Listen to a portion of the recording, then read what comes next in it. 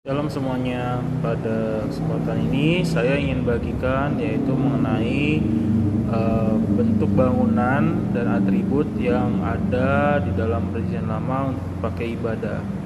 Kita akan bahas lebih khususnya yaitu kemah Musa dan atributnya, yaitu secara sederhana dan juga di dalam bentuk bangunan bait suci yang dibangun oleh Salomo. Nah, untuk memperjelas kita untuk memahami bagaimana keadaan saat itu dan pakaiannya, juga perlengkapan apa aja yang ada, maka saya akan yaitu menampilkan gambar-gambar yang untuk kita pelajari agar lebih mudah. Seperti yang tadi saya katakan, kita akan melihat ilustrasinya melalui sebuah gambar, dan ini adalah kemah Musa. Nah, kemah ini terdiri dari tenda-tenda, yaitu kain-kain yang beralaskan papan.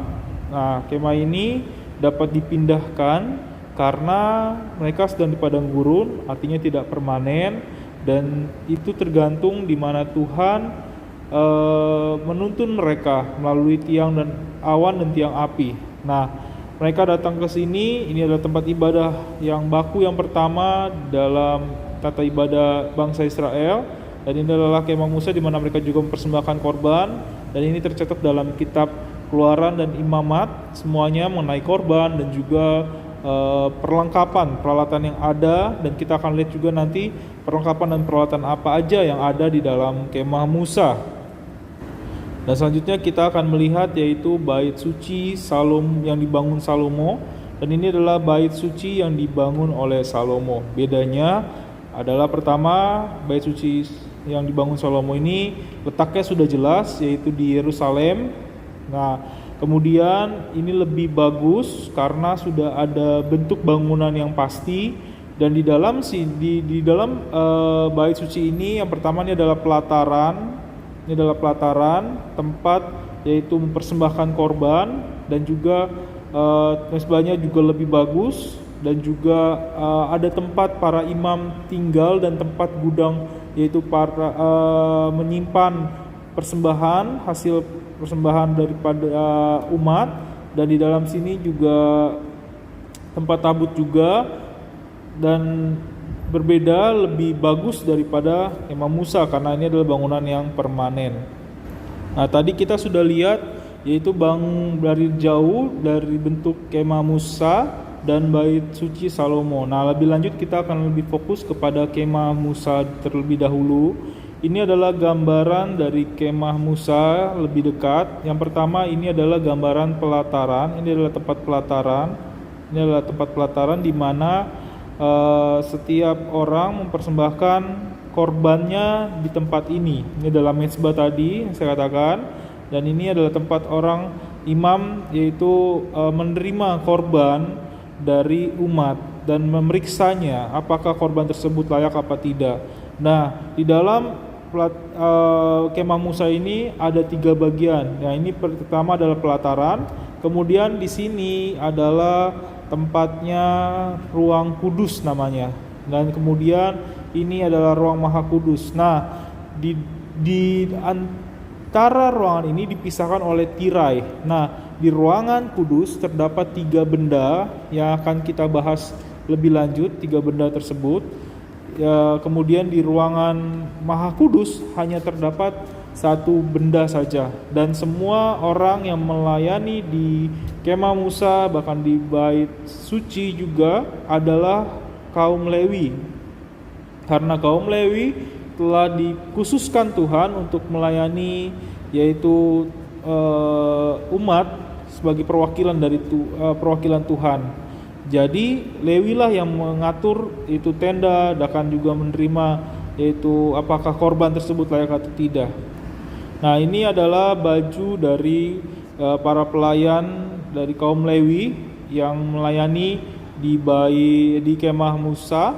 Inilah pakaiannya, dan ada 1 pakaian lagi yang berbeda, yaitu yang dipakai oleh imam besar yang adalah keturunan dari Harun. Nah, imam besar tersebut yaitu menjadi perwakilan umat kepada Tuhan, dan perwakilan ketika Tuhan berbicara. Nah, ini adalah yaitu pakaian dari imam besar.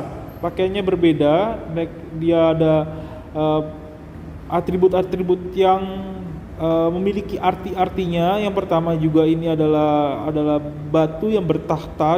Batu-batu ini adalah batu-batu yang berbeda, batu yang bernilai.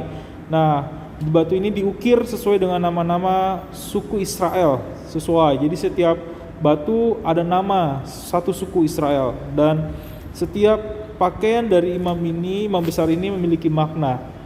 Namun pakaian imam besar ini hanya dipakai oleh imam besar dari keturunan Harun saja, yaitu dari kaum Lewi, dari keturunan Harun. Nah, dia akan memakai baju ini ketika masuk ke dalam ruang kudus, ruang maha kudus, juga ketika menghadap pada Tuhan. Dan keunikannya adalah di dalam imam besar ini adalah sebagai perwakilan manusia kepada Tuhan. Dan ketika imam besar bersalah, maka umat juga akan bersalah. Tapi ketika imam besar mempersembahkan dan diterima oleh Tuhan, maka umat juga diterima. Jadi perkenanan umat itu tergantung dari imam besar. Jadi kalau imam besarnya benar, maka umat juga akan anggap benar. Dan imam besar ini menghadap kepada Tuhan, yaitu lebih khusus tahun sekali, sebagai yaitu persembahan untuk menutup dosa umat saat itu, bangsa Israel, ketika mereka melakukan salah. Tetapi ketika imam berbuat salah atau berdosa, saat itu juga imam akan mati di dalam ruang maha kudus. Karena di ruang maha kudus imam akan memercikkan darah di atas, yaitu tabut perjanjian. Nah, kita akan bahas terlebih dahulu, dan kita akan lihat apa itu tabut perjanjian. Nah, ini adalah gambaran dari tabut perjanjian, dan ini adalah barang atau benda yang ada di dalam ruang maha kudus. Dan disinilah imam besar akan mempersembahkan darah. Nah, di dalam tabut perjanjian ini ada 3 benda, yaitu roti mana yang pertama yang ditaruh di sini. Ini adalah 2 buah loh batu hukum Tuhan, dan ini adalah tongkat Harun. Nah, ketiga benda ini ditutup dengan yaitu emas, dan ini adalah kita akan lihat bentuknya secara animasi lebih lanjut. Nah, ini secara lebih jelas yaitu ruangan kudus. Nah, di sini yang pertama adalah ada kaki dian, kemudian di sini ada meja roti, dan ini adalah tempat ukupan. Nah, disinilah 3 benda ini yaitu yang berada di dalam ruang kudus. Nah, tadi yang kita lihat adalah benda yang adalah tabut perjanjian, dan itu adalah di ruang maha kudus. Nah, di sini imam akan masuk, yaitu datang setiap hari, yaitu dari turunan Harun juga. Dia akan menggantikan roti di sini dan tetap memastikan bahwa kaki dian ini terus menyala, dan persembahkan juga yaitu semua yang dilakukan setiap hari di sini juga untuk persembahkan kepada Tuhan. Ini adalah gambaran dari tabut perjanjian yang terbuat dari kayu penanga, panjangnya 2,5 hasta, lebar 1 hasta, dan tinggi 1/2 hasta. 1 hasta sama dengan 45 cm. Dan ini tercatat dalam Keluaran 25 ayat 10 sampai 22, di mana disalut dengan emas kayu tersebut, dan ada 4 rusuk di samping kiri kanannya, dan di dalamnya itu juga ada kerub di situ, yang di atasnya itu kerub namanya. Dan di dalam tabut perjanjian ini adalah tempat mana, dan ini adalah tongkat Harun, dan itu adalah kedua loh hukum Tuhan, di mana barang-barang tersebut memiliki peristiwa-peristiwa yang penting dalam kehidupan bangsa Israel terhadap pemberontakannya terhadap Tuhan.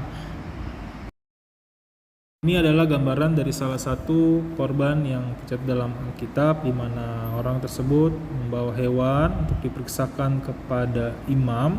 Apakah hewan tersebut bercacat celah atau tidak? Imam akan memeriksanya. Bila hewan tersebut tidak bercacat celah, maka orang yang membawa akan berdoa di atas kepala hewan tersebut sebagai tanda akan pelanggaran dan kesalahan orang tersebut mengalir kepada hewan yang akan dikorbankan, dan tidak bernoda dan tidak bersacatnya hewan tersebut akan mengalir kepada orang yang membawa korban tersebut. Kemudian orang itu akan menyembelih, memotong hewan yang akan dipersembahkan, dan kemudian imamlah yang akan mempersembahkannya di hadapan Tuhan, akan membakarnya di hadapan Tuhan.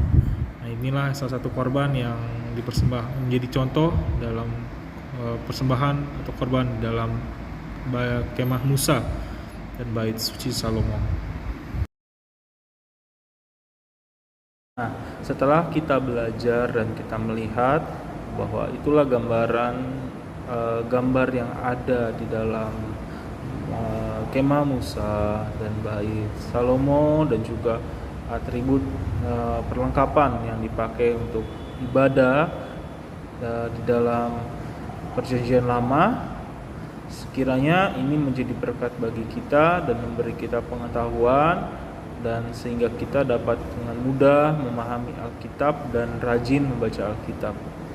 Terima kasih telah menyaksikan video ini. Sekiranya memberkati. Shalom.